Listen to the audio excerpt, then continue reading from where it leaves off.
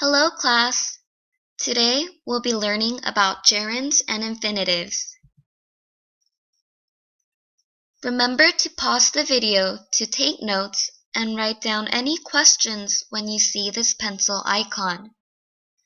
You will also need to pause the video when you see this paper icon to fill out your worksheets. Let's begin. An infinitive acts as a noun and is formed with the word to, followed by the basic form of the verb. The to infinitive is used in many sentence constructions, often expressing the purpose of something or someone's opinion about something. Look at the examples.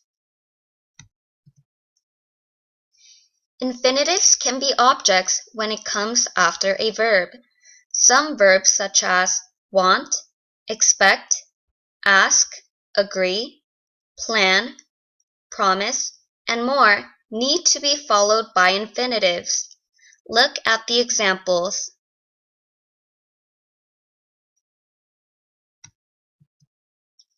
Certain adjectives such as happy, afraid, embarrassed, and so on can only be immediately followed by infinitives.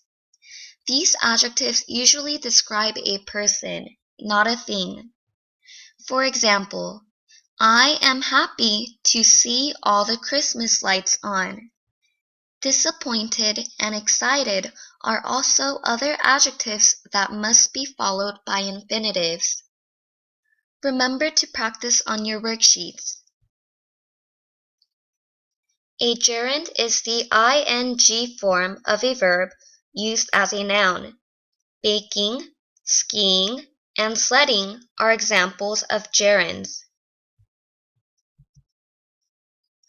Gerunds are used as the objects of certain verbs.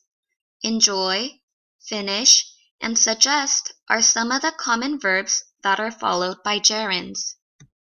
For example, Jolie enjoyed hanging the ornaments on the tree.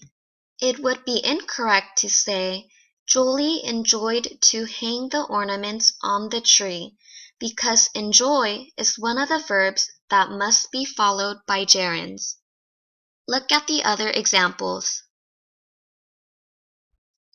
A gerund is frequently used as the object of a preposition.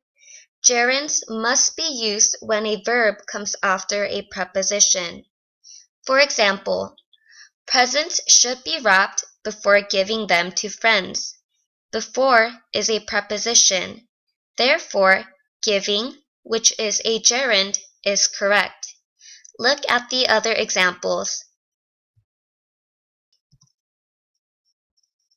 Nouns can act as the subject of a sentence.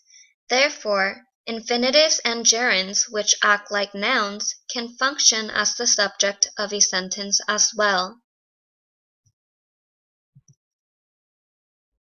Some verbs may be followed by either an infinitive or a gerund, but the meaning will be different. Sentences with verbs like remember, forget, regret, try, and stop have different meanings depending on whether it is followed by an infinitive or a gerund. Look at the examples. Remember plus infinitive is when I remember to perform a duty or task, that is, to shovel the snow in the morning. Remember plus gerund in the second sentence is when I remember or recall something that happened in the past. Other verbs like begin, start, like, love, hate, and many more can be followed by either an infinitive or a gerund with little or no difference in the meaning of the sentence. Look at the example. Pause the video now to practice on your worksheet. Here is an exception. The word to is part of the to infinitive, but it is also a preposition. Look at the first example. My niece is used to getting expensive gifts for Christmas. The word to in this sentence is used as a preposition. Therefore, a gerund must come after it. Here's a tip you can use to check whether to is a preposition or part of the infinitive.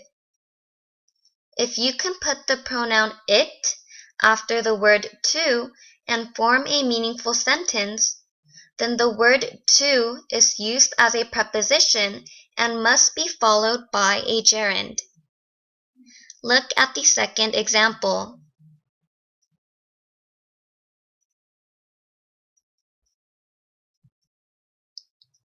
Common errors. When you are listing gerunds or infinitives, remember to keep them in one form.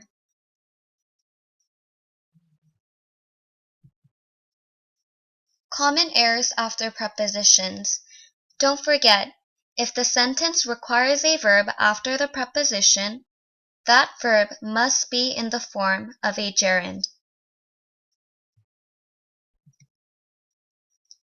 You will need to have this quiz and your worksheet completed before coming into class. Thank you for watching.